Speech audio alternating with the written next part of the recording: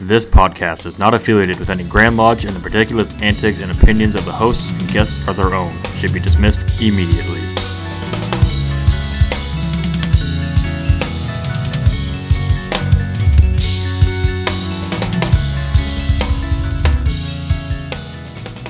Okay. And we're in. Welcome to episode 22. Hola. Oh, whoa. Wrong channel. That means we're only four episodes away from a year. Yeah. Wow. Nice. And some people are still watching. Yeah. Surprisingly, more people are watching. That's amazing. All right. It Well, must be the bald heads. It can't be anything else. Should I take my hat off then? Absolutely. I'll leave mine on. We'll just have like three baldies here. Hopefully the lights don't reflect. I haven't polished my head in a while. Let's see. I didn't prepare an opening toast because I'm really bad at this. Shout out to our show sponsors real quick. Homer and Handyman Services does excellent work, as we mention every episode, but he is a really good guy. Master Mason, affordable. Who's next? Bricks Masons, for all of your Masonic regalia, for all appended bodies and Blue Lodge. They have a tremendous selection. Corporal Dakin Page Foundation, look them up on Facebook, or just Google the Corporal Dakin Page Foundation. They're doing phenomenal work with veterans here in Omaha. And then masongearshop.com, where you can find our swag. Go buy lots of it because we get a percentage of it. What have we been up to, Jason? We haven't seen you in a while. No, I am practicing here, getting ready for our Master Mason degree that we're going to be doing. So I've been doing a lot of reading on that, since it's a little bit bigger part than just, We will not be at Thursday's practice. Okay. Because we're 511 Tactical is having an off-body carry class that we're going to go to. Oh, nice. Nice. That's awesome. Yeah, that, and I'm getting ready for Vegas on Friday. Whoa. Leave Friday. Whoa. So you will not be here filming the podcast Friday. I will not be here Friday. Flight leaves at 6:25. So. Well, you just take a later flight. It's fine. This is more important, Jason. It was actually supposed to be 9:00, but they messaged me 2 weeks ago and said, "Hey, we got you leaving earlier now." So You can get to like, Vegas "All right." before the sun goes down. Yes. Yep. Arrival Perfect. time's like 7-something Vegas time. So I'm like, oh, perfect. Nice. What you been up to, Bubba? A whole lot of nothing. Went shooting this weekend, but Nice. with my new muzzle brake. Yeah. Yeah, he's got a 9mm carbine to put a compensator on, Nice. and it sounds like a 22. Yeah. It gets quiet. It's not even a silencer. It's just a compensator. But And it shoots like a 22. Nice. It's nice. I love it. and I put the red dot sight back on my handgun. What handgun do you have? I have a Stoeger STR9 See. compact, STR9C. which is kind of a Glock 19 replica, but I would never own a Glock because it sounds like hitting two frying pans together every time you pull the trigger. They're a great gun. Don't get me wrong. I just don't want one. Right. That's And what I then- have too. And then my off-body carry gun is my SIG. That's a 290 RS. It's the older version of the 320, Nice. but it's really small, and it only holds 7+1. So altogether, I have 22, 23, which should be enough. Should be enough. For the zombie apocalypse. Right. I have a 5.7 by 28, and it's a 23+1. So I mean, the rounds are a little bit smaller, or I should say, the bullets are a little bit smaller. But I mean, it shoots. Everybody says, "Why would you carry a 9mm?" Because it's a wireless hole puncher. That's why. Yeah. I was in the military. If I can't put 3 rounds center mass, then I should just throw it at him. Yeah. That's good. It's still going to hurt. Oh, yeah. What have I been up to? I don't think I've been up to anything, actually. Another change in the meds, No, yeah, me too on that. so I'm not falling asleep all the time. So I guess that's good. Oh, sorry. I should introduce our guest. This is Justin Mike. Bauer from Bauer Family Electric. in Lodge 288, or from Lodge 288. Do you hold any offices, or have you? I am the senior steward currently for Perfect. 288. Yep. Outstanding. Yeah. How long have you been a Mason? It will be, I think I was initiated July of last year. Okay. Nice. So pretty fresh. Mm-hmm. Awesome. Yes, it's only been around for about a year, so I always forget to ask that question yeah. all the time.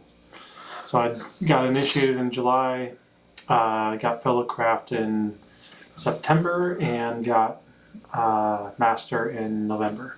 Perfect. What do you think so Wow, far? Nice. I love my lodge. The guys there are awesome. Mm-hmm.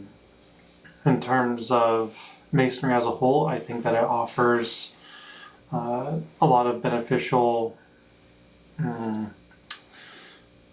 virtues that can improve your Mhm. life if you actually take them to heart and follow what you're learning and Mhm. and what you tell other guys about. Yeah. Yeah, I think we said it last week. If you live what the craft teaches, they will be beating our doors down trying to get in. Yes, exactly. And it's hard. It's hard to do everything the right way every time. Mm-hmm. If you just give it your best, And that's what matters. right? Well, that's true. That's Yeah, true. It is. I know your son It's a is like, best plus some. I your guess son is- feels guilty about his year as master, and he's like, "Oh, I haven't done this, or I feel bad about this." Like, dude, it is. You just got to roll with the cards you were dealt and make it happen. Right. There's no reason to feel guilty or bad about what you got done or you didn't get done. Right. It's a fluid situation. Right. It certainly is. And a lot of it is not up to you. Mhm. I mean, what happens what happens. You can't control everybody else. We should revisit this exact point next year when I'm master, and we'll see how I feel about that. Mark that down. It is what it is. I see Yeah. that a lot. Yeah, I do too. Yep, that's the phrase of a guy that's pretty much just given up caring. What do you say we dive into some questions, Jason? That sounds great to me. All right. Yeah. You want to start us off? Sure. So, what brought you into Masonry? What brought me into Masonry? So, short answer is my brother-in-law, but I'm gonna give you a little bit of a long answer. So I got married to my wife 6 years ago, and her sister Sarah is married to Brian, my brother-in-law, and he was the worshipful master, I believe. The year no, he was 2 years in a row. So I think he was worshipful master the year that I was married to my wife. And he would always talk about Masonry whenever we had family gatherings. He would, was like, "Hey, you should come check it out sometime." And Yeah. and so it was pretty much Brian. He told me about the virtues and whatnot of Masonry. Me being a Christian, having a Christian faith, he was like, there's a lot of things that relate to Christianity and Masonry. And it wasn't until last year when I was like, I think that if I were to join the Masons, I bet you I would have. We have a good relationship, but I was like, I bet you I'd have an even better relationship with him. Mm-hmm. And so I went and joined the Masons, went and checked it out, and we have a much better relationship because we have something to bond over now, other than conservatism. We have Masonry to bond over, and Right. And the virtues to practice, and so that's what brought me into Masonry. Yeah. Nice, great. Yeah, it certainly does bring a brotherhood, for sure. Yeah. And you've already got the family aspect to it, so Is that I guess you were Brian that with- was on our show? Yes. Okay. Oh, nice. Yes. I guess that leads us to number 2, which we've already blown out of the water. if you were paying attention 5 minutes ago. But what's your usual vocation? So my usual vocation is I'm an electrician. A couple of years ago, I decided to go off on my own and start my own company called Bauer Family Electric. And so far, it's been doing great. I just learned that before I even started, I learned to take care of the customer. Like, Yeah. you know, they say the customer is always right. Well, 9 times out of 10 they are, unless the code book says something else. Right. So taking care of the customer is definitely number one, and I've loved doing it. I have just so much more flexibility to take care of my family, but also take care of my business at the same time. Right. Yeah. And also with Masonry too, I'm able to, if I have some time off, I could go and do things to help out with Masonry as well. So yeah. Do you do commercial and residential? I do both commercial and residential. I actually came up through the union as a commercial wireman, and I'm doing most residential now, mainly because a lot of the commercial places have their electricians that they call. They already have a working relationship with them. So it's really the places that if the electrical shop had shut down, or if something happened where they no longer have a good relationship with them, that's probably when I would get a call or something if they knew I existed. But yeah. So a lot of it's more residential because that's who needs the work, is the people who own houses. Yep. Yeah.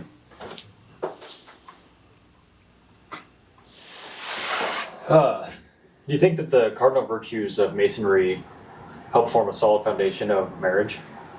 You know, I think they definitely help, for sure.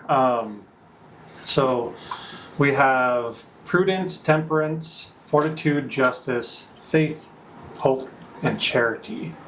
And, you know, each one of those virtues, I believe, play a role in marriage. I mean, we could go through every single one of them and talk about each virtue in depth and spend hours doing it and relate that to not only marriage but other relationships, our friendships, our family, our children. You know, I was looking up the definitions of some of the virtues, and you know, prudence, for instance, is looking toward the future. You know, essentially planning your steps. And I don't know many good marriages that don't plan ahead, that don't have some kind of something to look forward to. Because if you have no vision, then what are you even doing? You know, I believe that every marriage should have a vision, 100%. And not to talk down on anybody that doesn't have a vision, but you know, if you're having troubles, you know, maybe get together and talk to each other about what you want your relationship to look like and what you want your household and your future to look like together. And on to temperance, you know, it's pretty much in the word, right? Temperance, to be in self-control, to have control of your tongue, of your emotions, of your thoughts, because those things come out. You know, they come out of the heart. And if you're having a bad time, and for instance, if I'm angry, or if there's something going on between me and my wife, and I don't talk to her about it, and I just let it stew, and I let the resentment become more and more, it's just going to blow up, you know, and it has, you know, it has for both of us. And temperance is so important in our marriage relationship, because if we don't practice that self-control, and part of that self-control is communicating with each other. Yeah. Like, that is a huge part in marriage alone, is communication. And I've only been married for 6 years, so I mean, I'm pretty new to it compared to a lot of people, but there has been a lot of wisdom gained in the last 6 years, and I definitely think that communication is. I've seen it break down in my family, not my immediate family, not with my marriage, but with my extended family, and I've seen communication break down to the point where. People are no longer talking to each other, and they don't want anything to do with each other. And frankly, I don't want that for my marriage, and I don't want that for my family. Fortitude. I didn't look up the definition of fortitude. Do you guys have any? What does fortitude mean to you? To me, it means the inner strength to just keep pushing forward. Yep. Yeah. Absolutely. I mean.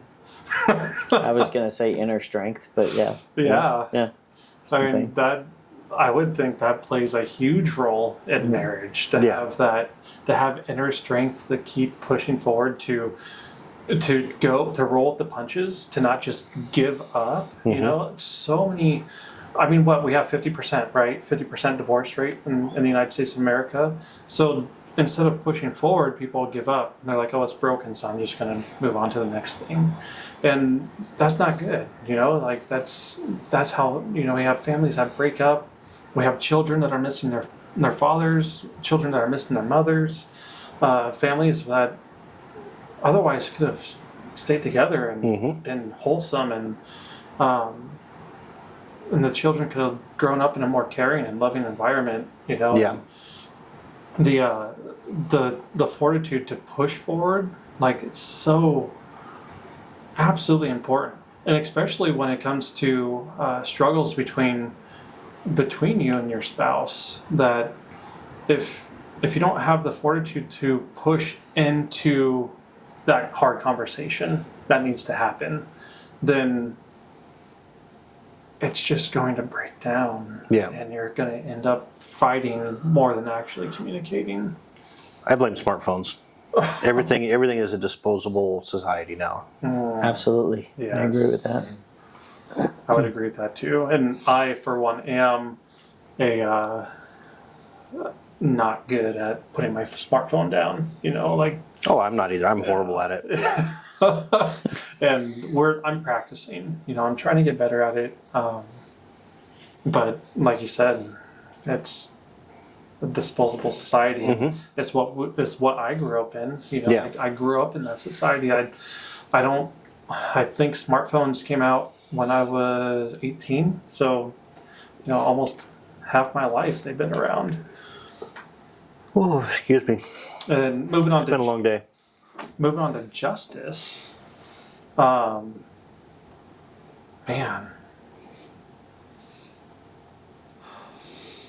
That's a tough one to describe. That is a tough one to describe, especially in context of the marriage relationship. Right. Yeah. What do you guys think? I got nothing for that one. Because the only way I can think of describing it ends up sounding like revenge. So. Well, I mean, you could look at it as if you've got you two.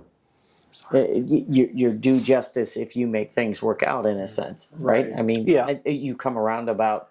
I know it's kind of a long way to get there, but you have your disagreements. You come together with all the above. What's the justice of it? Your marriage is stronger. No, it's kind of a weird way to look at it, but I mean, that's the way I see it. Yeah. No, that makes perfect sense. Yeah. Absolutely. Who knew you were that smart? I was just put on the spot. Well, if that's all it takes. But yeah, no, I agree with you. Like the everything coming together and having justice in your marriage, like that. That's a very good point. And I think that it's definitely an important virtue. I think it's more of a societal virtue. Yeah. The ability to put forth justice, and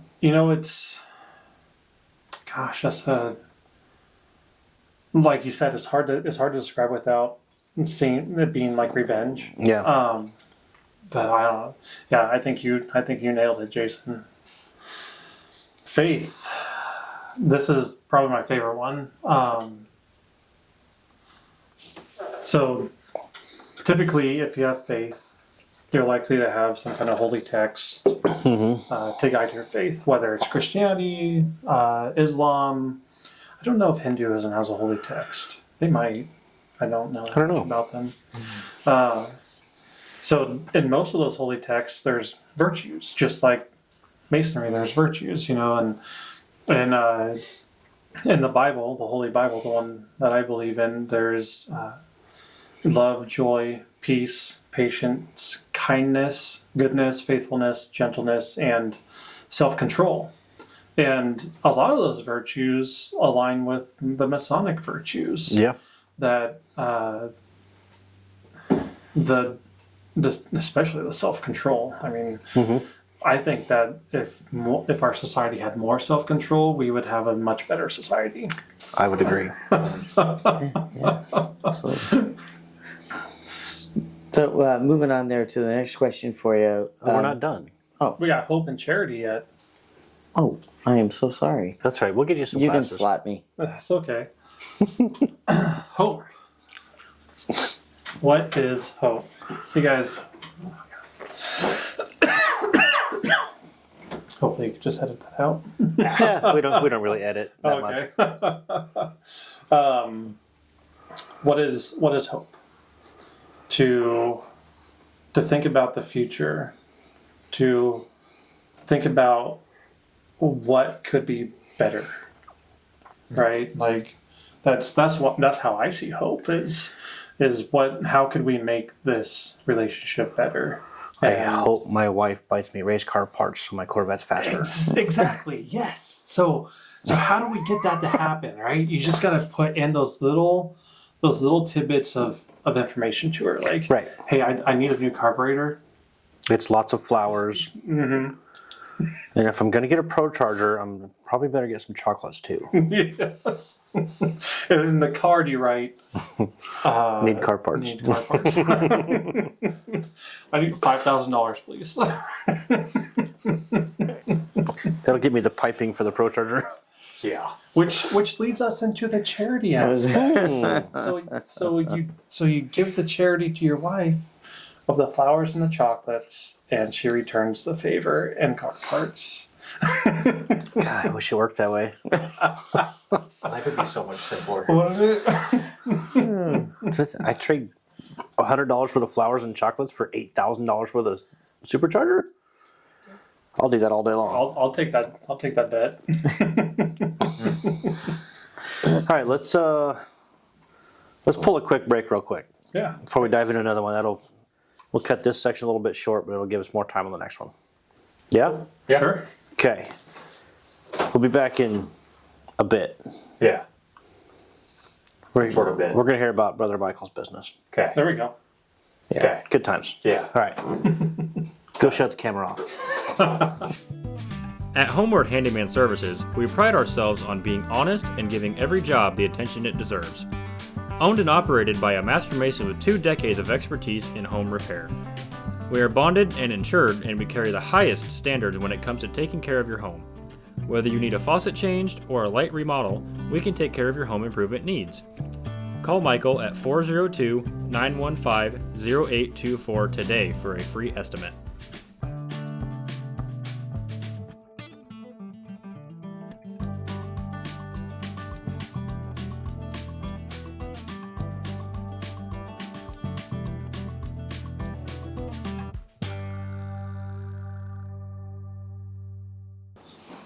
That gives you a good opportunity to have a break. Yeah, we usually talk more on breaks than we do on the show. Right. Which is weird. Oh, are we in? Oh, I'll put my phone down. Ooh. That one rang. Well, that's probably your tinnitus. I think it was a little bit. All that rough Air Force service. Did I say that out loud? Oops. Oopsie. Sorry, I didn't mean to insult your military branch. My ear actually is ringing now. But Is it? Yeah. Maybe you should start wearing hearing protection when you shoot guns. I do. I'm just kidding. Where were we? Well, On to the next one. So Was it your turn? It was my turn. Oh, all right. All I don't right. have to do anything yet. So while messaging back and forth, you mentioned that you were into role-playing games. Yeah. You guys ever hear of D&D or Pathfinders? I've heard of D&D. Have you guys ever played any of those games? No. No? Okay, so I'm the only one here. All right. So I absolutely love Pathfinders and Dungeons and Dragons. Awesome games. Pathfinders is definitely my more favorite game. Mm-hmm. It is at the point when when Pathfinder was created, it was the knockoff version of Dungeons and Dragons. It was cheaper to buy, cheaper to get into, but just as much roles and stuff and whatnot inside of it. Now Pathfinder is the customization game. If you want to play a custom character, like as custom as it could get, Pathfinder is the game you play. Versus D&D, everything's kind of lined out for you. You don't get to customize as much. With Pathfinder, you could customize to your wit's end. I mean, there's so many things to do. So you kind of have to know when to dial it in because you get a little too far into it. But the last, I'm going to tell you a little bit about the last campaign I played because it was absolutely fun. It was probably one of the most fun campaigns I've ever played. In Pathfinder, there was a campaign called Mythic, which allows you to become stronger than a typical player to the point where you can kill a god. And in Dungeons and Dragons, gods don't have CRs, which is what does CR stand for? It's like a difficulty rating, is what it means. So, and gods don't have CRs in Dungeons and Dragons, but in Pathfinder they do. And the reason for that is because you could kill a god in Pathfinder, and they allow that through the Mythic campaign. So, I was a barbarian. I love playing barbarians. Absolutely, pretty much a barbarian, right? It's definitely my most favorite character to play, or class to play, I should say. And my wife, she hadn't played before, so I got her into it. But her one stipulation was I had to build her character for her. Mm-hmm. So I was like, all right, well, you're going to be a barbarian too then, because I know the rules, and I'll just make you a barbarian. So with Mythic, everything is just higher, just bigger, stronger, whatever. And our DM, he wanted to give us pretty unlimited everything. So we had a chest of gold worth of 350 million gold. So whatever we want in the game, we could buy. It doesn't matter where we go. If we want to buy a sword, we could buy it. If we want to upgrade something, we could upgrade it. Whatever we wanted, we could have it. And that was his intention, was to make it so that we would become so powerful that it would give him a challenge. It would make his job challenging, because he's been DMing for more than probably 2 decades by now, and he wants a challenge, because it kind of gets boring if you're just doing the same thing over and over again. So he introduced us to a campaign about halfway through. He had already been playing this Mythic campaign, and we started about level 10 with like 3 Mythic tiers. By the time we were done, we were at level 18 with 8 Mythic tiers, which is crazy because most of the gods are level 20 with 10 Mythic tiers. So we're just like right below a god, and a lot of the weaker gods are weaker than us. And so I was able to, through the Mythic roles, I was able to have unlimited attacks of opportunity, which means in Pathfinder the roles are, if something were to leave a threatened square, you get an attack of opportunity. But you only get that attack of opportunity only like a couple of times per round. It's based off your dexterity score. The way that my character was built with the Mythic roles is that I got unlimited attacks of opportunity, and it didn't matter if they're exiting or entering my threatened square. So if they come up to me, that's an attack of opportunity. If they leave my square, that's an attack of opportunity. So I get pretty much a free attack every time someone enters my square, my threatened square. And so I was known as the, what's it called, minion buster. So I would go in and I would just stand there and I would make all the minions come to me. Now, Alyssa's character, my wife, she was the God breaker. She was the destroyer. Her damage was outrageous. Everybody's damage was outrageous, but let's put this, like, to put it in perspective a little bit, the most damage you're probably going to do on a hit with a very strong character is maybe around like 60 to 70 damage per hit. She was doing, by the end of the campaign, 2,400 damage per hit.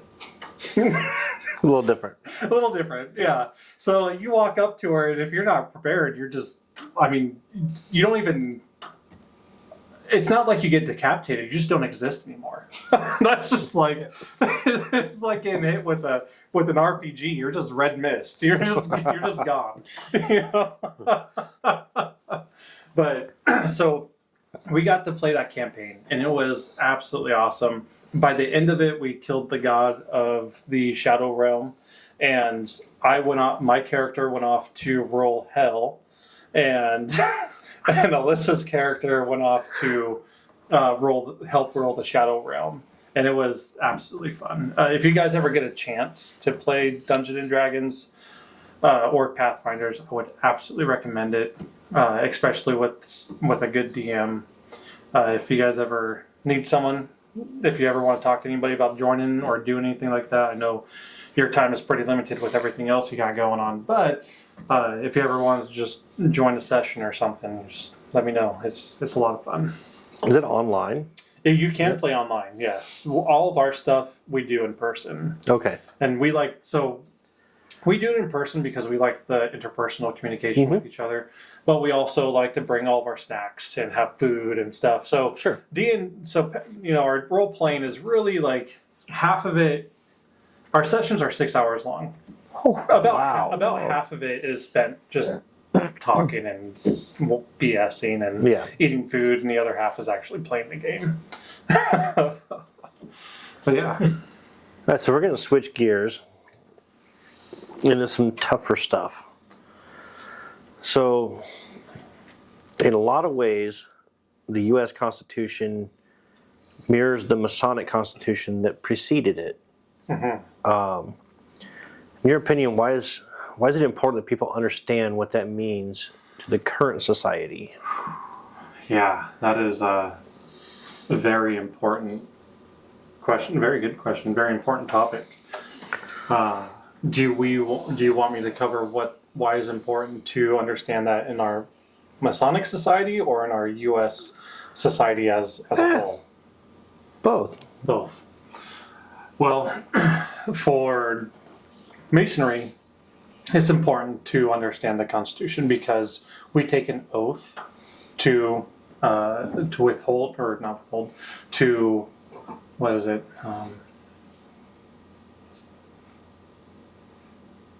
To pretty much stand by the Constitution to make sure that we're following the rules, the bylaws of the Constitution. And the only way you can do that is by knowing what it says. So if we don't read it, if we don't study it, we don't know what it says. And that's very much the same way with the U.S. Constitution. If we don't read it, if we don't study it, we don't know what it says. The nice thing about the Masonic Constitution is that the language is a little bit more modernized. Yeah. Versus the U.S. Constitution, where the language isn't quite as modernized. So there's an interpretation that goes on with the U.S. Constitution, interpreting what the founding fathers were saying, why they were saying it that way. Why is there a comma here? Why is there a period here? Why they break it up this way? And I very much with our Masonic Constitution is the same way. Like, why is there a period here? Why is there a comma here? What is the reason? And that's the you have to understand grammar essentially, right? So for the Masonic Constitution, you need to understand present day grammar because we kind of updated things with it. Right. In the U.S. Constitution, you need to understand their day grammar, how they had their grammar set up. It's not very different. It hasn't changed a lot, but there are some nuances that have changed with our language versus their language back then. So let me dive into why is it important for us as a society, for the United States of America, to understand the U.S. Constitution. The number one reason why it's, in my opinion, I should say, the number one reason, in my opinion, why we as a people should understand the Constitution is because as a person, whoever you are, born and raised, or born, I should say, born in the United States of America, you are a natural born citizen. And whether you like it or not, you are now under the Constitution of the United States of America. The nice thing about that is it is we the people. So that means that Constitution is your power. It's your power to tell the government where their power ends. And we're not delegating power to the government. We are simply giving them the ability to do things. We do not delegate power because that means that we lose the power. Right. If we delegate the power, that means it's no longer ours. But we do not delegate power to the government. It's still our power, and we get to decide what we do with that. Now, the other reasons why it's important to understand the Constitution is my favorite amendment, the Second Amendment. Well, I suppose the First Amendment's awesome too, but still, I like to shoot guns. I think it's okay. Yeah. It's just really important to understand that we as a people of the United States of America, our sole duty, and this goes back to being born as a natural born citizen, our duty, just like it is when a person in the government takes oath, when a person in the military takes oath, I swear to uphold the Constitution. I swear to how does that go? You've done it a lot more recent than I have, but it's To defend against all enemies, foreign and domestic. Thank you. Yeah. Yes. So, though people are taking oaths when they get into office, though they're taking oaths when they get into the military, that oath is to every single American citizen. We, each one of us is responsible for upholding the Constitution and protecting it from enemies, foreign and domestic. And that's why we have the Second Amendment, is so that we can do that. And in my opinion, if you are not doing that, if you're not training, if you're not taking that Second Amendment seriously, if you don't know how to fire a gun, if you don't know how to protect yourself against a tyrannical government, then you are shrinking your responsibilities. And that's essentially it. Yep. I have a lot of opinions on this that I'm not going to go into. Yeah, I mean, there are people that, let's say, think that the government cares about them. I'm not bagging on the government. The government's got a lot of work to do, but at the end of the day, the government cares about your tax dollars, and that's all they care We're about. just a statistic, Yeah. basically. How much money can a politician make? Yeah. That's exactly it. I'll keep my opinions because I like to keep the possibility of monetization in the future. Oh, good point. Oh, you mean we Yes. don't want to be canceled next week? Hopefully I didn't say anything that would be Oh, no, you're fine. canceling. No, you're fine. You want to ask this question or you want me to? It's a lot of words you can Because do. it is a lot of words. You got that And one. you're not in your comfortable Air Force rolly chair. I know. They do teach you how to read in the Air Force, don't they? Sadly, no. It's just picture books? They just expect you to know how to do that. Exactly. Wow. That's why I figured. You Yeah. know, you should just know They're how to do that. like, you're already. Air Force. You should know how to read. Yeah. But See, in then the- I got sent to vehicle maintenance, and that's why I don't know how to read. In the Marines, we can't read unless it's written in crayon. Yeah, that's fair. With backwards R's. Yes. most definitely. And numbers for certain letters. Like instead of an E, it's a 3. Yeah. And I's and a 1. Which makes it really good for decoding personalized license plates. I'm just saying. Okay. So, was that enough off the rails for you? I think so. Okay, perfect. So we have 12 minutes till the camera shuts off. So I want to get your take on the following context. The Holy Bible is a religious text central to Christianity, and Freemasonry is a fraternal organization with its own philosophies. They both explore themes of morality, community, and a quest for knowledge, reflecting shared values that resonate across different contexts. Given this information, why do you think some religions look down on Masonry, including some very, very popular religions? The religion that comes up to mind right at that is Catholicism, right? Not necessarily Christianity as a whole, but more specifically the Pope. Right. So a lot of Catholics, they do follow what the Pope says, and I don't remember how long ago it was, but it was very recent, at least within the last decade, that the Pope has said that he doesn't want any of the Catholics to be a part of Freemasonry. I don't know the history behind that. I don't know the history behind why the Pope has said that. The history that I do know was regurgitated to me. Didn't come from me like researching it or anything. So whatever I say about that probably isn't necessarily true, or isn't as true as if I were to have went and researched myself. Right. However, having said that, I do know that the Pope doesn't like Catholics to be in Freemasonry. And so in terms of religions not liking Freemasonry, I think because the Pope is such a big player in Catholicism, essentially you're kicked out of the church, is what he has said. Like, if you practice Freemasonry, you can no longer be in the Catholic Church. And so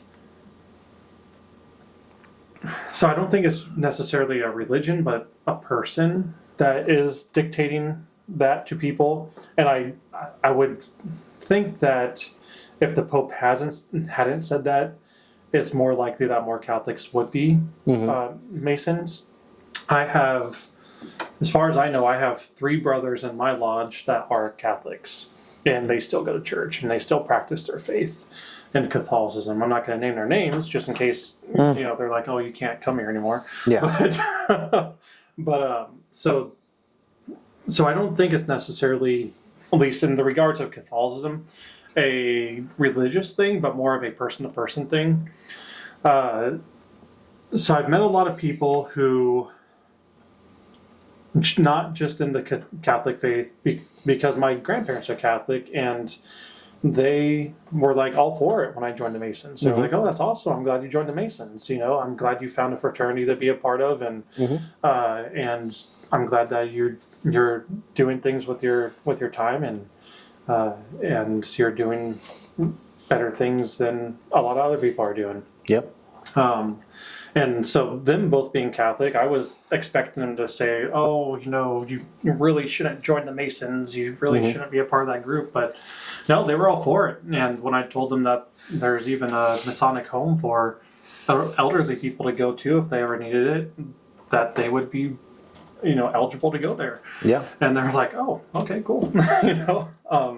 But so there's a lot of people that maybe misconstrue our secrecy to mean that we're doing things that are maybe cultish and demonic behind closed doors. And those people are, I wouldn't call them tinfoil hatters, because I myself am a tinfoil hatter. So I don't want to lump myself in the same group as them. But I do think that they just take a lot of information that has been given to them from other people, and that they use that information. For instance, a lot of people say that the Masons are a part of the Illuminati. Right. The Masons are a part of ruling the world. The Masons have all these different things that they're a part of that that they're doing this or that. And at one point in time, that might have been true.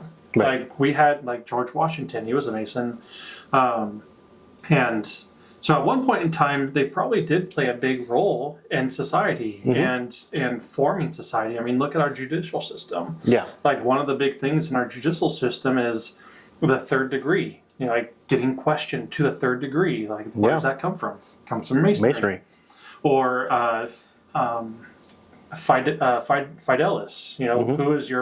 Who is your bona fidelis? Who is your bona fides? And so that is a court of law thing. What is your bona fides? Show me your expertise. Show me who stands up for your expertise. And so that again is Masonic. And so the system of checks and balances. Exactly. And so where's I going with this? I don't have a clue. Secrecy, right? So I think a lot of people, they take they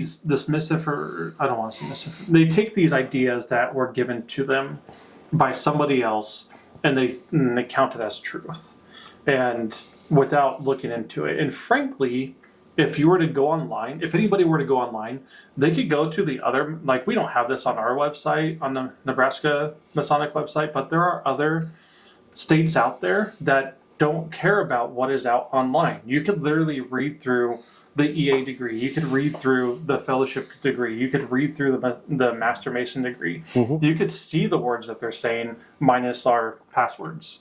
You could see the steps that they're doing. That you could see everything that they're doing. And I think a part of that was to kind of take away the secrecy, so people aren't so afraid of joining a cult or something like that. But the information's out there.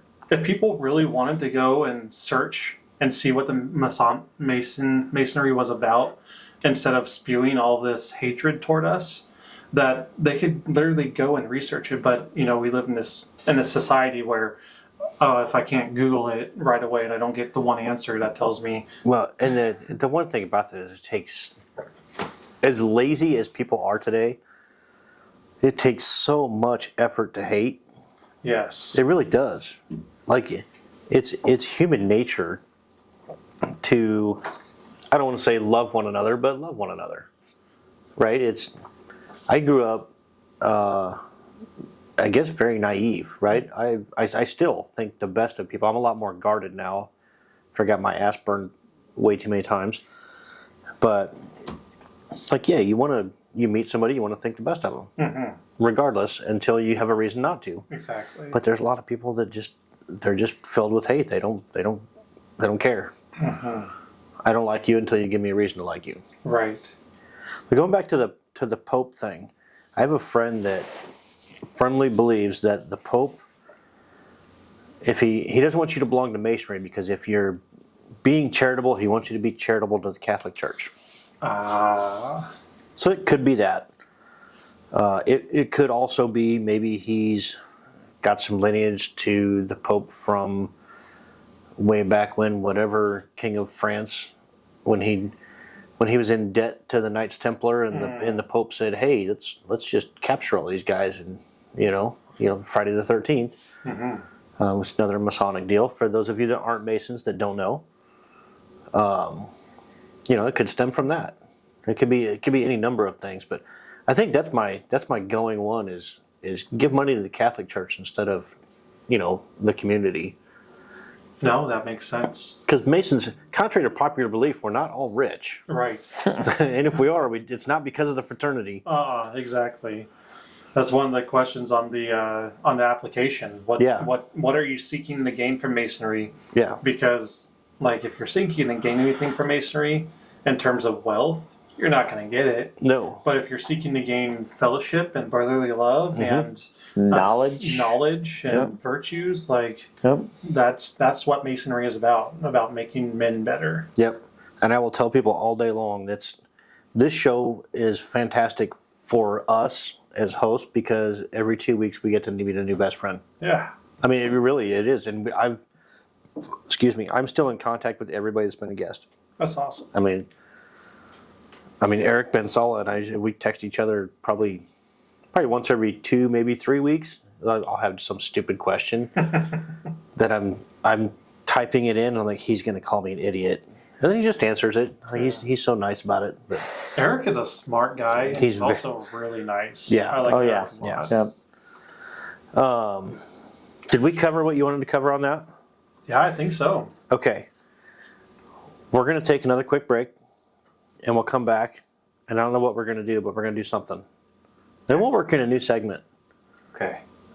I got something. It's a brewing. Oh no. Okay. Good? Yeah, we'll be back. Okay. Perfect.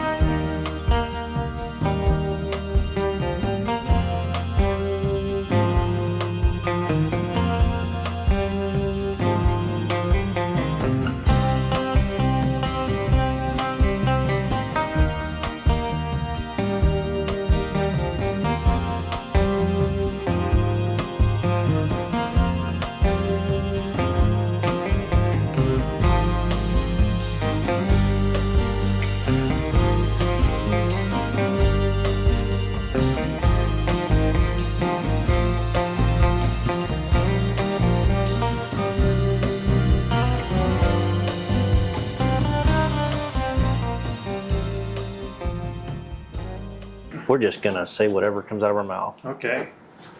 If I can figure out how to run the mouse. And we're in. That was a Yeah, we're good in. break. Yeah. That was a good break. Once again, it was like 30 seconds for you, and it was like 30 minutes for us. Right. So before we get into our open discussion, I totally forgot what I was going to talk about. Said spitball. Yeah, I don't know what I was going to spitball about. Oh, so Heath and I went to area meeting last week, and wouldn't you know it, one of the member recommendations that will be at Grand Lodge. I think I can say this, can I? I don't know. I don't know if I can. Maybe I shouldn't. I don't know. I want to have a dues card. Yeah, when in doubt, I probably wouldn't. If it's not esoteric. That's just one of the things we're going to vote on. Oh. I'm not going to. We'll talk about it off camera. Can you find it online? I don't know. I mean, you can find everything about Masonry online, even esoterics. so- Exactly. Yeah, we're going to err on this. Except we're in Nebraska. Start your timer. Our Yeah, law. I'm going to err on the side of caution, and we're not going to discuss that. Okay. That's okay. As soon as he shuts the camera off, we'll talk about it. Yeah. Okay. Did you see that? I almost wasn't master next year. Possibly. Is that a burp? No. Oh. It was just a. Oh, okay. You know, so it's something very interesting with our lodge. For some reason, every time, except for this year's been fine. But for the last 3 years, every time someone gets to junior warden, something happens in their life that doesn't allow them to progress to senior warden. Really? We have no idea why. Like, it seemed almost like a curse or something. And I was like, what the heck? And then now this year, our junior warden, he's going to progress to senior warden next year. But Hot dog. So, Lord willing, anyway. Have you checked underneath the seat for like a voodoo doll or something? Right, exactly. Or like a pin prank or something. But no, so the last junior warden, he has diabetes. Mhm. And the reason why he couldn't go to senior warden is because his legs had to get amputated. Oh my. Yeah. Oh. So he had like this huge life crisis. And Yeah. it's like, oh, well, I mean, shucks. Like, yeah, you take care of your life, you know? Mhm, yeah. And Wow. so we're trying to get him back into rotation. I think we are actually. I think he's going to be senior warden next year. And Perfect. so we're getting him back into rotation because we're like, you should. He's a good guy. He deserves to get into senior warden. He deserves to be a master. Like he's a good guy and like there are people who don't deserve those spots, you know. But Yeah. he's definitely one of those guys that do.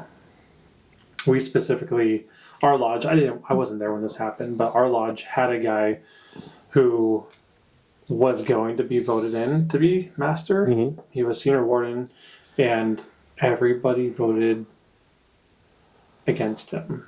They voted for him not to become Master Mason because they were concerned about some character issues. But Yeah. I don't want to go into too many details. Oh, yeah, for sure. On a live or on a podcast that's open to the entire world. But Yeah, we don't want to let you guys know our secrets. yeah, exactly. So I want to jump into a comment that was made on one of our episodes, on our latest one actually. I'm not even going to say who it was, although that's public information, but that's just not my character. So this gentleman wrote, "I really like your guys' companionship, although I don't have a relationship in the lodge like you guys because he's the youngest in his lodge. I hope to bring in some younger guys someday. He's currently a fellow craft, awaiting to give his proficiency. I think we should have more Masonic podcasts like this one. I think so too. The misconception of Masonry from the public will always be there, but this is a good look." And we responded with, "We appreciate the kind words, brother. I did ask him what lodge and city we're from. We'll get to that. I said, being the youngest in the lodge can certainly be intimidating, but remember that you are the future of your lodge. Stay involved and active, and good things will come." And I told him to keep us in the loop with his journey. And he responded back just a couple hours ago. He said, "I don't want to get too specific, but he hails from a Prince Hall Lodge near Ohio." So that's quite an area near Ohio. Mm-hmm. He can't wait to wear some light so he can have people ask him about the craft. So I want to talk about that. And I know Prince Hall's a little different.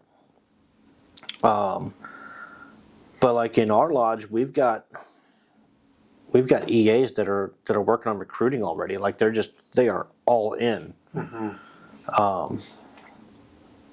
So I don't. Maybe Prince Hall doesn't allow that. I've always wondered what their guidelines were. That's a good topic. Yeah, I don't know. But, you know, If you're a Prince Hall Mason, leave us a comment and or send us an email or call me or send us a Facebook message, something, and let us know, because that's interesting aspect.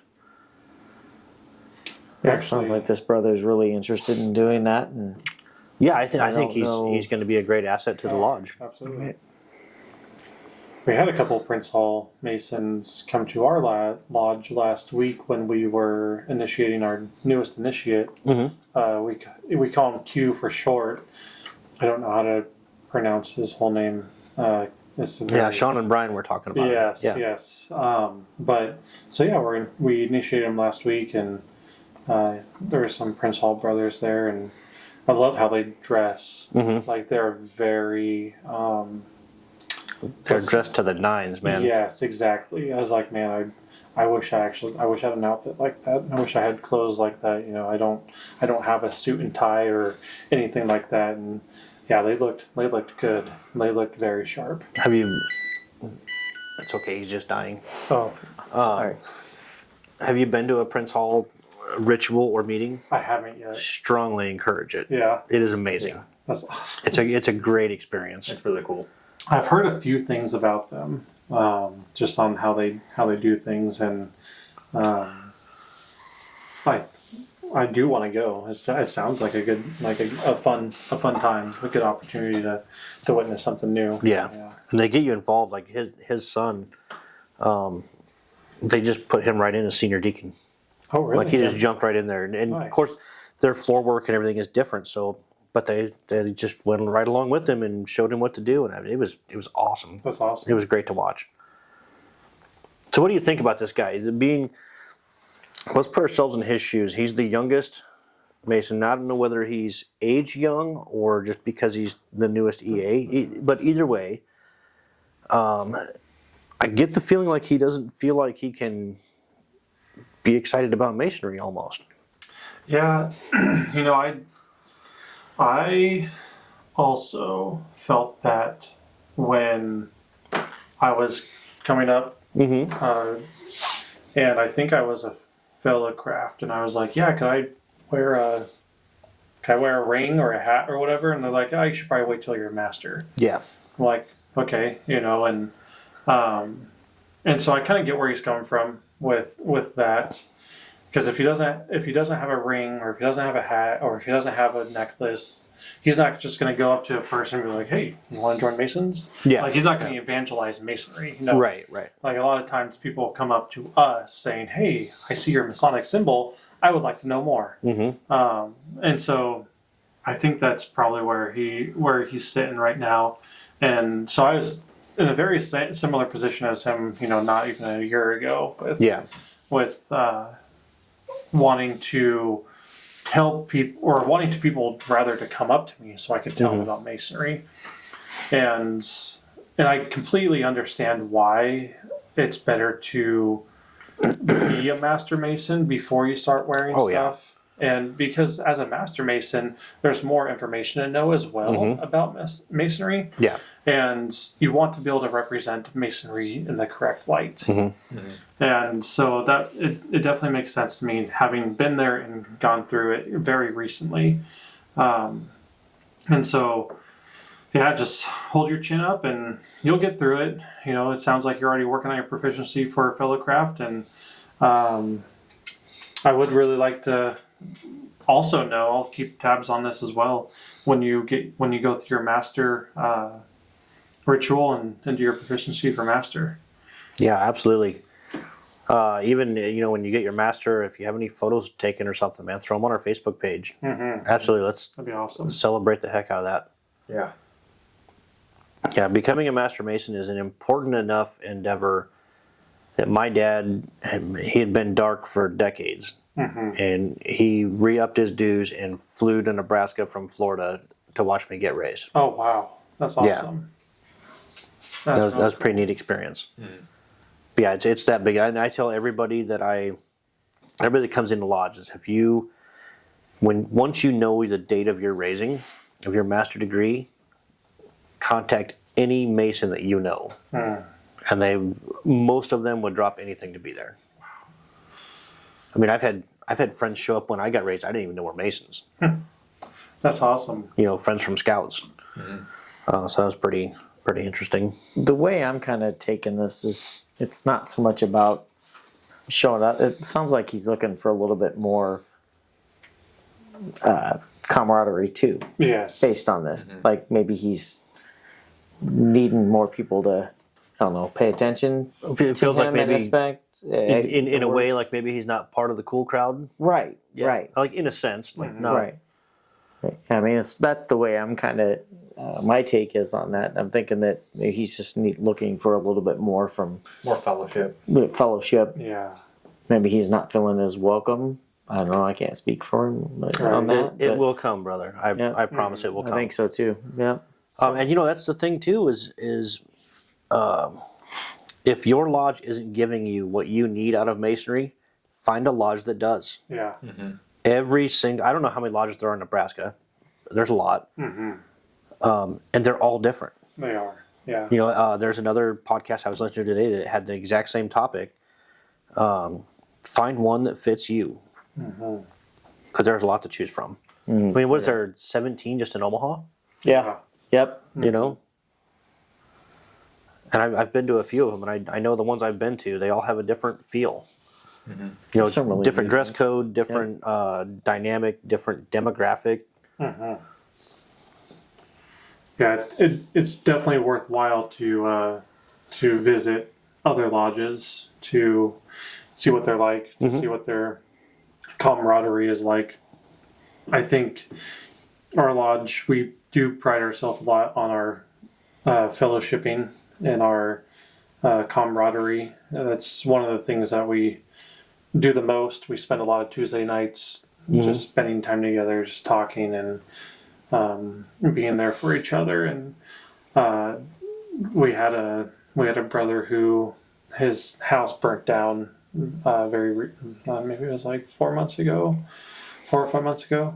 It was hit by lightning, and we all came together and made sure that they were as comfortable as they possibly could inside a hotel room. And it's just something that we try to do as much as possible for each other, is take care of each other, because it's part, it's part, not only part of our oath, but we do care about each other. We care about our brothers. Absolutely. We want the best for them. Like, that's why we're all together, is we want the best for each one of us, and so it's, I think, like Joe was saying, or was it you, Jason? Either way, if the lodge isn't offering you the fellowship you need, there's one out there that will. Mm-hmm.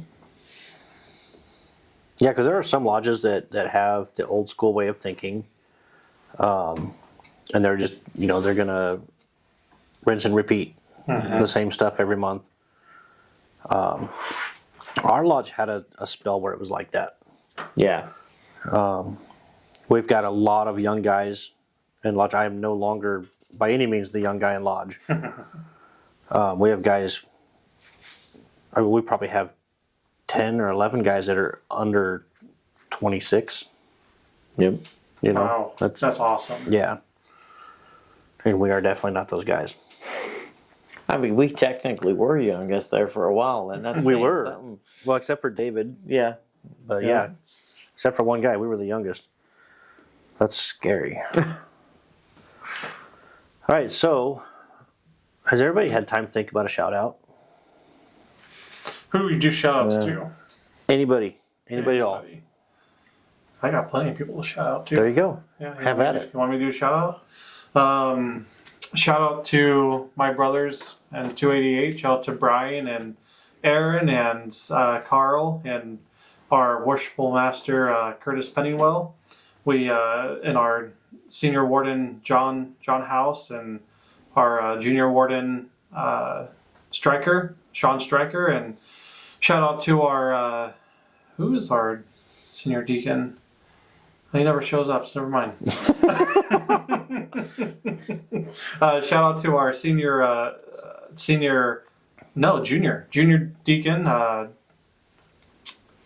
Andrew Smallwood, and no, that's Aaron Smallwood, and Andrew Smallwood, his brother. Yep. So, hey guys, hope you're having a great night. What are they putting in the water at your lodge, by the way? What do you mean?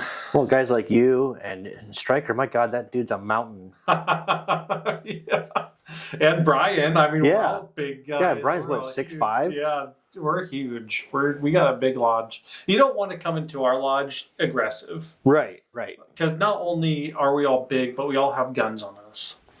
Well, and Stryker played football, Yep. like at the pro level, right? Or semi-pro? Semi-pro. Yeah. Yep. Yeah, so he's just itching to take somebody out of the hip. Exactly. Absolutely. Did you think of one yet? I did, but I forgot it. Oh, damn it. What about you? I really don't have much of a shout out today either. Just, we're putting you on the spot. You haven't had time to think. See, I haven't had time to think about You're it. trying to push it off on us. I see how it is. You know what? Shout out to 88 Tactical for giving us a place to go shoot last weekend. There you go. Yeah. Yeah. My shout out's going to be to Beehive. These guys were pretty understanding when I didn't come to Lodge for 4 or 5 years. Welcomed me back with open arms and started putting me to work. And that's exactly what I needed. Awesome. And they give us on perma-loan these wonderful. Oh, that's cool. I was wondering where we got those from. Yeah, those are from the original Beehive Lodge on South 24th. Wow. That is cool. They were up in the Scottish Rite and Storage. Nice. So yeah, that's my shout out to the lodge. Got anything yet? No. Okay. I'm done today. All I right, just Jason's don't shout out is to his memory. Here's to early Where have you onset shout- Alzheimer's. Where have you gone? Shout out to my bed that's waiting for me because I'm tired and ready to Amen. go take a His nap. memory lost me. I forgot. Well, might be forgot. I agree. I'm ready for sleep too. Yes. It's been a long day. What else do we have? Do we have anything else for the good of the show? I like that. Only Masons would get that. Right. So I'm just kind of looking ahead and see. We've got, not in this order, but we have Sean Reed coming up. Doc. Mark Pillin. Yep. Yep. We're actually going to film him 3 days from now, we have past Imperial Potentate Jeff Souter. Nice. And then something that we filmed in June, but we're going to release it, I think, early December, late November, is the video tour of the Scottish Rite with Micah. Nice. And then I think episode 26 will be just us clowns doing a holiday special / 1 year anniversary special. Awesome. Nice. So that is not that far away. No. We released our first episode. It came out on January 1st of this year. Oh wow. Yeah, that time flies. And it's October. Jeez. It's been a wild ride and it's been a lot of fun. So hopefully we keep going. It's getting better and better, I think. We are. The algorithm is catching on. We're getting a lot more views on YouTube. Exponentially more views. We're getting some sponsorship, which is good because it does take money to make all of this happen. Mm-hmm. It takes some money and a lot of time. Right. A lot of effort. But it's worth it. It's hard to find guests. Mm-hmm. It is, really. So if you want to be a guest or you know somebody that you think would make a good guest, just let us know. Mm-hmm. We're open to anybody. Do they have to be Masons? Mason adjacent? Mason adjacent? Yeah. Okay. We're working on a few celebrities. Maybe celebrity adjacent? That are Masons. I should word that. Some of them are really hard to get a hold of. Yeah. I like to keep it Masonic oriented. One of them's a busy time of year, right? I mean, we've had Helene Simmons on from Job's, so it's Masonic affiliated. Yeah, like Eastern Star. What are the other order? Daughters of the Nile. Daughters of the Nile, Rainbow Girls, Rainbow Girls. Job's, yeah. So I've been trying to get a hold of Brad Paisley's publicist, right? And it turns out that of all things, one of the guys that I play Call of Duty with is in Michigan, and he's a radio morning show host. And he just happens to have Brad Paisley's phone number. It's like, well, dude, you can't just text him and say, hey, I play Xbox with this guy that wants to have you on his show. That's awesome. But if you do, that would be awesome. Mm-hmm. That would be cool, wouldn't it? But yeah. Is Brad Paisley a Mason? Uh-huh. Yeah. Well, I mean, why wouldn't he want to be on the show? Right. That's what I'm saying. There's a lot of guys that are Masons. There's a lot. Who else was out there that's a Mason? We might have to The do rapper. a show. Like 50 Cent, I think, or something. Really? Yeah, Is it really? I think so. Oh. But I know that there's some recently that has, or was it Kanye? I don't remember. Might I'd be have to Kanye. look. I wouldn't be surprised. But there's a bunch of celebrities out there that are. Well, I'll be damned. I probably will be damned. Don't worry, guys. When I get to hell, I will have your seat warmed up for you. Get it warmed up. Hopefully, it'll be cooled down. Yeah. Yeah. Maybe I'll air condition your seat for you. Make sure That'd you be have nice. mine with the rollies on it. The rolly chair? Yeah. Yeah. Speaking of the Air Force, how's your NCO training going? Good. About a quarter of the way through it. Nice. Did you Well- say Air Force or Chair Force? Well, same thing. Oh, Same thing. same thing. Yeah. Coming from the crayon eater. Right. And then our friend Gabe, who's in the Coast Guard or the Shallow Water Navy. Never heard that one before. That's great. Defending Lake Michigan. Yep. He actually had a pretty exciting job in the Coast Guard. Yeah. He was a gunner's mate, Oh, nice. which I don't know if that means he slept with a gunner. I'm not really sure. I don't even, he helps co-host the show sometimes. I'm pretty sure he never even watches it. So that goes out to you, Gabe. Watch the show once in a while. We should just not say anything to him about that and see if it pops up in 3 years when he watches this. Yeah. All right. Well, I think that's a wrap. I think we should wrap it. Okay. Not like Snoop Dogg rap, but like Christmas present rap. Do you know how to Snoop Dogg rap? No, I do not. For shizzle my nizzle, don't fizzle. That's it. That's all I can take. You gonna shut the camera off or what? Yeah, I'm getting there. All right, we'll see you guys next time. Travel well, my brothers. Thanks for watching.